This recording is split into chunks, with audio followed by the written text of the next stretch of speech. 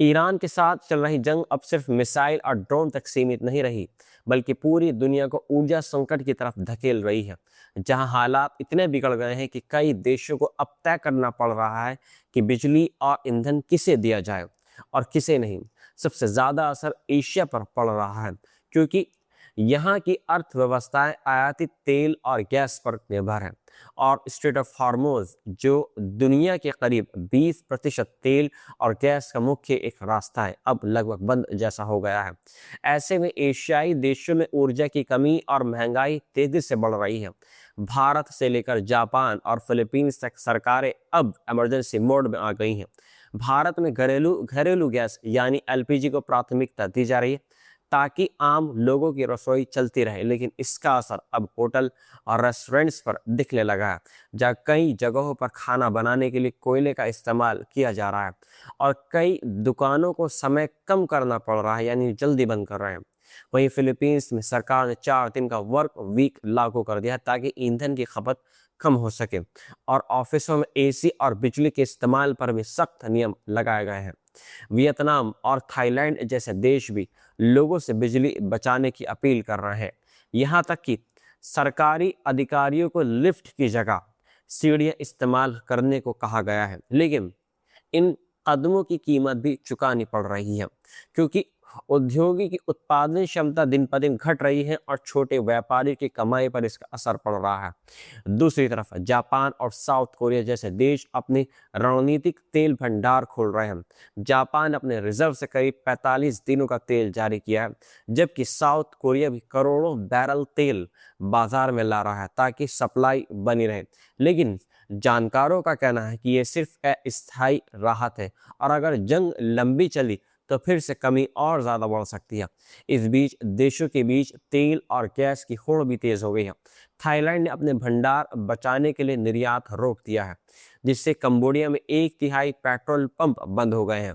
वहीं एशिया के बड़े तेल नए सप्लायर्स ढूंढने में जुटे हुए हैं, क्योंकि 80% से ज़्यादा एलएनजी जो स्टेट ऑफ हार्मोज से गुजरती है वो एशिया ही जाती है, और अब ये सप्लाई खतरे में है।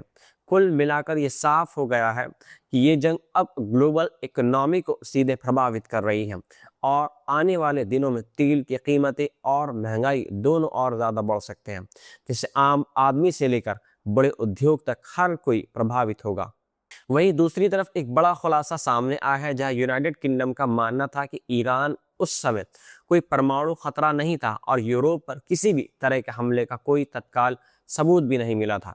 जब यूनाइटेड स्टेट्स ऑफ इजराइल और इजराइल ने ईरान पर हमला शुरू किया, रिपोर्ट के मुताबिक ब्रिटेन के राष्ट्रीय सुरक्षा सलाहकार जोनाथन पावेल ने जेनेवा में ओमान के राजदूत के घर पर अमेरिका और ईरान के बीच अंतिम बातचीत में हिस्सा लिया था, और वहां ईरान की तरफ से दिए गए प्रस्ताव को चौंकाने वाला और प्रगति की दिशा में एक कदम बताया गया था।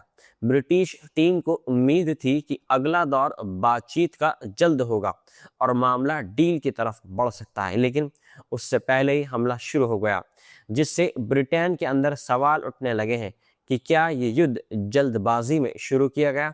वहीं ब्रिटेन के प्रधानमंत्री कीर स्टारमर इस युद्ध में सीधे शामिल होने से बचने की कोशिश कर रहे हैं, क्योंकि देश के अंदर भी इस युद्ध का विरोध हो रहा है। हालांकि ब्रिटेन ने कुछ हद तक अमेरिका का साथ जरूर दिया है, और अपने सैन्य ठिकानों का इस्तेमाल करने की उसने परमिशन भी दे दी है, जिससे दोनों देशों के बीच रिश्तों में तनाव भी देखा गया है, खासकर तब जब शुरुआत में ब्रिटेन ने डिएगो गार्सिया बेस के इस्तेमाल से मना कर दिया था। अब स्टारमर ने साफ कहा है कि उनकी फर्स्ट प्रायोरिटी युद्ध को कम करना और हालात को शांत करना है। साथ ही उन्होंने ये भी कहा कि स्ट्रेट ऑफ हार्मोज को खोलना बहुत जल्दी ज़रूरी हो चुका है, क्योंकि यहाँ से दुनिया का बड़ा हिस्सा तेल सप्लाई होता है। लेकिन ये आसान काम नहीं है। ब्रिटेन अब अपने सहयोगियों के साथ मिलकर इस संकट का समाधान निकालने की कोशिश कर रहा है, और सैन्य जहाज़ों को भेजने की बजाय माइंस हटाने वाले ड्रोन भेजने पर विचार कर रहा है। कुल मिलाकर ये साफ है कि इस युद्ध को लेकर पश्चिमी देशों के अंदर भी बहुत ज़्यादा कंट्रोवर्शियल पैदा हो गई है, और आने वाले दिनों में ये मामला और बड़ा राजनीतिक मुद्दा बन सकता है। इजराइल ने बड़ा दावा करते हुए कहा है कि उसने रात भर के हमलों में ईरान के 2 बड़े सुरक्षा अधिकारियों को मार गिराया है, जिनमें ईरान के सुप्रीम नेशनल सिक्योरिटी काउंसिल के सचिव अली लजारनी और बसीज फोर्स के प्रमुख जनरल गुलाम रजा सुलेमानी शामिल हैं। हालांकि ईरान की तरफ से अभी तक इन मौतों की आधिकारिक पुष्टि नहीं की गई है, लेकिन अगर ये सच साबित होता है तो ये ईरान के नेतृत्व के लिए बड़ा झटका माना जा रहा है, क्योंकि खामेनेई की मौत के बाद लजानी को सबसे ताकतवर नेताओं में गिना जा रहा था। वहीं इजराइल के रक्षा मंत्री ने कहा है कि यह कार्रवाई सीधे ईरान की सत्ता को कमजोर करने के लिए की गई है। दूसरी तरफ ईरान ने भी जवाबी कार्रवाई तेज कर दिया और खाड़ी देशों के साथ साथ इजराइल पर मिसाइल और ड्रोन हमले जारी रखे हुए हैं। यूएई के दुबई और अबू धाबी में हमलों के चलते एयर स्पेस कुछ समय के लिए बंद करना पड़ा, जबकि फुजरा में तेल सुविधाओं पर ड्रोन हमले हुए हैं और अबू धाबी में मलबे गिरने से एक व्यक्ति की मौत भी हो गई है। वहीं सऊदी अरब और कतर में भी एयर डिफेंस सिस्टम सक्रिय नजर आए हैं। वहीं ईरान ने साफ कहा है कि वे स्ट्रेट ऑफ हार्मोज पर अपनी पकड़ बनाए रखेगा, जहां से दुनिया का लगभग 20% तेल गुजरता है, जिससे वैश्विक ऊर्जा संकट का खतरा और ज्यादा बढ़ गया है। तेल की कीमत लगातार ऊपर जा रही है और कई जहाज़ों पर हमले की खबरें सामने आई हैं। इस बीच अमेरिका के राष्ट्रपति डोनाल्ड ट्रंप ने कई देशों से अपील भी की है कि वे अपने युद्धपोत भेजकर इस जलमार्ग को सुरक्षित करें, यानी वो रास्ता खुलवाएं, लेकिन अभी तक कोई बड़ा देश खुलकर सामने नहीं आया है। उधर इजराइल ने तेहरान और लेबनान में भी हमले तेज कर दिए हैं और हिजबुल्लाह के ठिकानों को निशाना बनाया जा रहा है। इस पूरे संघर्ष में अब तक ईरान में 1300 से ज़्यादा लोगों की मौतें हो चुकी हैं, जबकि लेबनान में 850 से अधिक लोग मारे जा चुके हैं और 10 लाख से ज़्यादा लोग विस्थापित हो चुके हैं। वहीं इसराइल की अगर बात करें तो इसराइल में भी ईरानी हमले से 12 लोगों की मौत हुई है और अमेरिकी सेना के 13 जवान भी इस युद्ध में मारे गए हैं। इसी बीच अमेरिका के एक शीर्ष आतंकवाद निरोधक अधिकारी जो केंट ने इस युद्ध के विरोध में इस्तीफा दे दिया है, जिससे ट्रंप प्रशासन पर दबाव और ज्यादा बढ़ गया है और अब ये जंग सिर्फ सैन्य टकराव नहीं बल्कि राजनीतिक और आर्थिक संकट में भी बदलती आ रही है।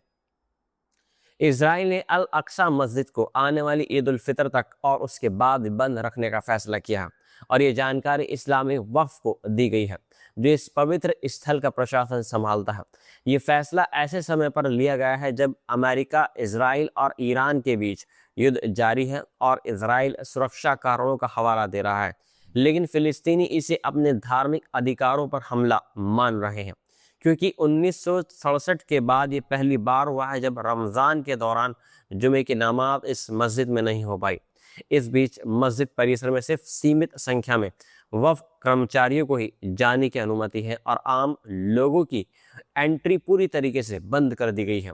यहाँ तक कि अतिरिक्त स्टाफ की मांग भी ठुकरा दी गई है और चेतावनी दी गई है कि अगर ज़्यादा लोगों को अंदर जाने दिया गया तो इजरायली सेटलर्स को भी प्रवेश दिया जा सकता है। रिपोर्ट्स में ये बात भी सामने आई है कि डोम ऑफ द रॉक के अंदर भी निगरानी कैमरे लगाए गए हैं, जिससे पूरे परिसर पर कड़ी नज़र रखी जा सके।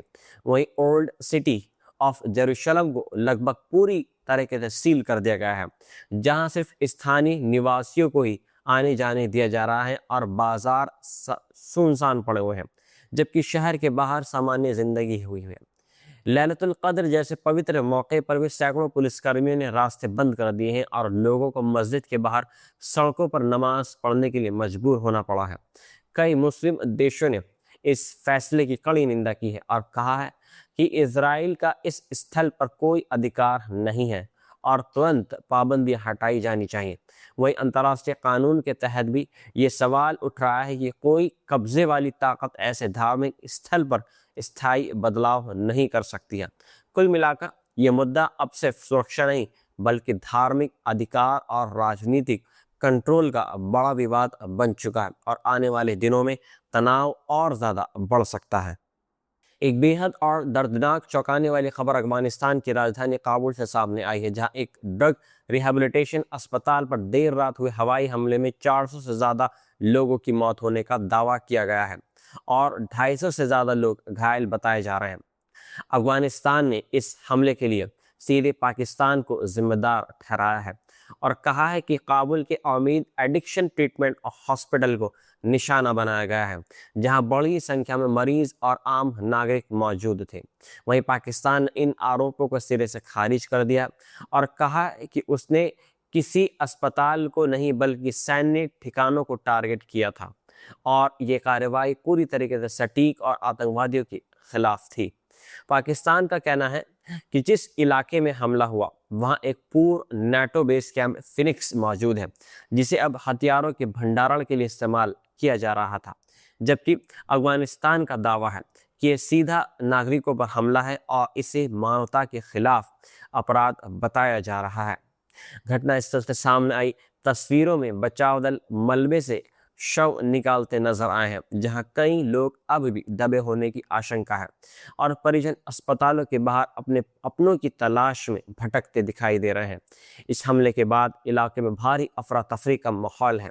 संयुक्त राष्ट्र ने इस घटना पर गहरी चिंता जताते हुए तुरंत युद्ध विराम की अपील भी की है और अंतर्राष्ट्रीय जांच की मांग की है, ताकि सच्चाई सामने आ सके। ये संघर्ष जो पिछले 3 हफ्तों से जारी है, अब तेजी से और ज्यादा बढ़ता हुआ नजर आ रहा है।